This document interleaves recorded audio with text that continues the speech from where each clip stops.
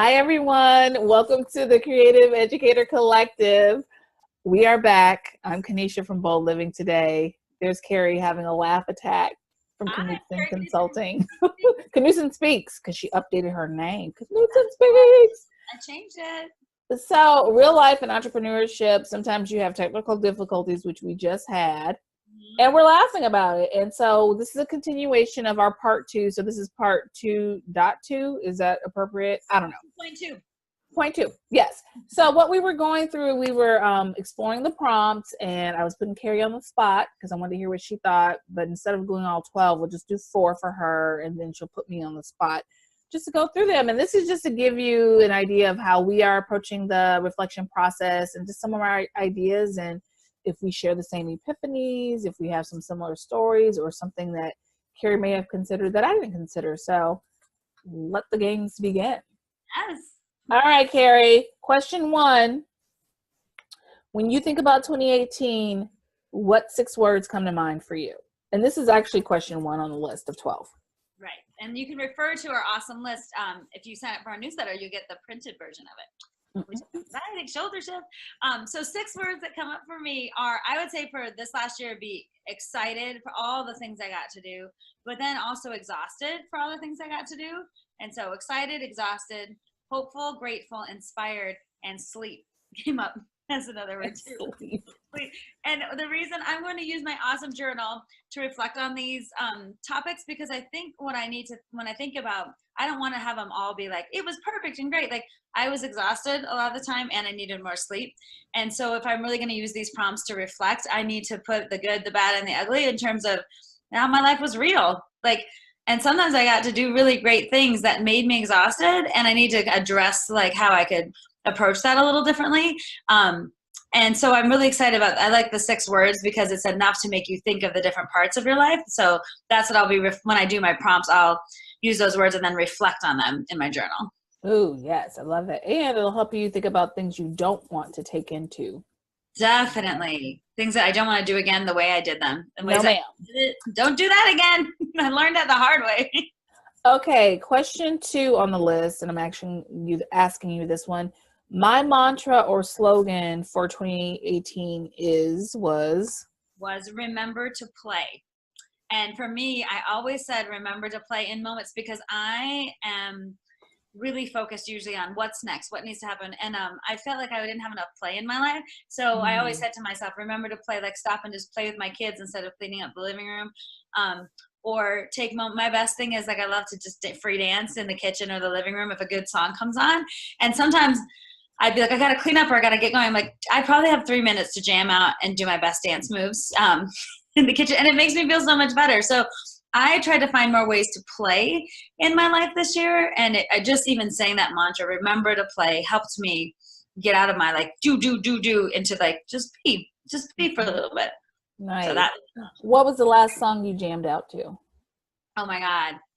So I was in the kitchen yesterday and I had to say my kids like Kids Bop Kids, which is for kids. Like, so there was Uptown Funk You Up, like as usual, comes on. And then I got this feeling inside my bones. And then I had like a kind of a continuation of that. Then I put on some Maroon 5 and just had a little bit. So I just kept, I'd be like, Alexa, play this, Alexa, play that. So I had like probably a 10-party dance hit while my kids were like cleaning their room and I was supposed to be cleaning the kitchen. I was like rocking it out just yesterday, actually. I love it. Remember to play. Yes. All right. Question 7 on the list. I felt like I won the lottery when what happened? When I got to do my one-woman show recently. And the reason I felt like I won the lottery because I had this moment of total gratitude for thinking, oh my God, my interpreter that I love showed up. The photographer that I wanted showed up. The light and tech people were there. The venue was beautiful and perfect. It's the Clock Tower Cabaret in Denver. All of the people involved in helping me make the show happen. I always say for a one-woman show, I should just thank myself. Like, good job, Kari, you did a show. And it takes so many people. And I felt this moment of lottery when I thought all these people came together to help me. I hadn't even done the show yet. I was sitting backstage and I just felt so much gratitude of like, people have helped me get to the point where I'm about to do my show. And it just felt really good. That moment felt really great to me. I love it. I'm so proud of you. That's Thanks. awesome. Question 9 on the list. I want to carry this or these unfinished / pending goals into the new year because. Okay, I would like to continue to plan. So I've been cleaning my office, and more than cleaning, like organizing a space in my house, and it's not done yet. And I'm so excited to continue that to the next year because right now I'm currently using the corner of my dining room table as my office.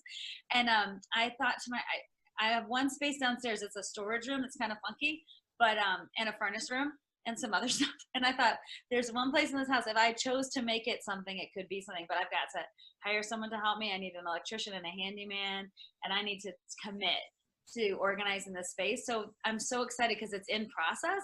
And I feel like once I have a place to call my own in my own house, even if it's a little space, that I will be able to be more creative and kind of release this idea of like, oh, I can work in this little space and then clean it up for dinner and then put everything back. So I really want to commit to making an office space for me that feels like it's mine. It's beautiful. I've got pictures I want to hang up and colors picked out. And I feel like I'm really intentionally planning it. So it's not done yet, but I'll do the big reveal on one of our shows. Ooh, I love this shift. I can't wait to see it. I'm so proud of you. Awesome, awesome, awesome. All right, bring it on. Okay, are you ready for yours? No. All right. When have you not been ready? Please. Okay. I want you to share your mantra for 2018 because I know what it is and I love it. What has your mantra been for 2018? Well, 2017 was a bumpy year for me, successful business-wise, but oh my gosh, mentally exhausted, just, overwhelmed by some shifts in, large global things specific to our country. It was just a lot. So this year, when 2018 arrived, I picked my theme. This is my vision board, one piece of it. Calm is my word. These are fuzzy letters, so when I need to calm down, I could just touch them. Oh. Calm, Kanesha. Calm yourself down. C.T.F.D. Yeah.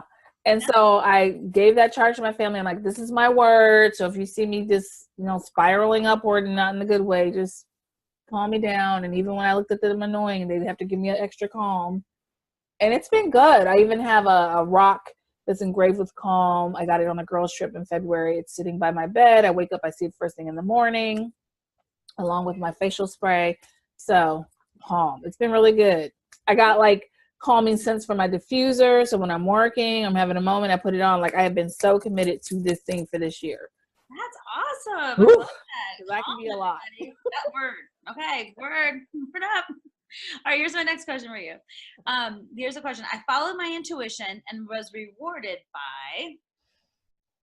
Yeah, so I'm definitely one of those people that talk about, oh, I had to follow my gut, or my gut spoke to me, or when I was talking to myself, I talk to myself all the time. And, I really wanted to be intentional about my work and be calm this year. And I said no to some things that didn't feel right, more so than the money wasn't right, because I believe in getting paid well for my work. And, I do a lot of service-oriented work, and, you can still get paid doing that. There's pricing for nonprofits or for organizations that don't have big budgets. You can find a way to do that. But there were certain projects that came and they sound great. They would look good on social media. They would look great on my portfolio and speaker sheet, but it didn't feel right. And some didn't feel right because of timing. So I had to negotiate that and say, hey, what about this? Not now, but then. That worked out well. And some were just a no. I don't want to say yes to this because it feels graspy. It doesn't feel good. And when I said no to that, it just opened up space and energy for other things to just come right on in. And they did. And that can be very scary as an entrepreneur, because if you, I'm 100% entrepreneur and, I don't collect a salary elsewhere. So, I have to make sure that I am setting myself up to get in a space where I'm properly compensated. So sometimes saying no might feel a little risky, but you have to trust your value system around your work, around the work you do for yourself, and then who you are. And I really am tied to that. Awesome. Ooh, I love that. So yay me, but ooh, frantic writing in the journal. I can't believe I said no to that. Well, I think that's an evolution though. That's an evolution though, as a business owner, to say what am I saying yes to, but also what am I saying no to that can help me say yes to other things. Yeah, because in the beginning I used to say yes to everything, and that was bad. That's got burnout and failure written all over it. Like, I'm not going to be able to sustain. Yeah. That's an evolution, though. I think a lot of people can relate to that. I bet you have a lot of people commenting that they can relate to that idea. And I think it's an evolution of your thinking and of your intention to do that. So I'm proud of you. Thank you. This is midlife, baby. Yeah. All right, here's my next question. If I make this one change, I will be able to. So, you know, in one of the other videos, we were talking about building your own team and how to get things done and all that. So I'm in the process, which is very slow, people.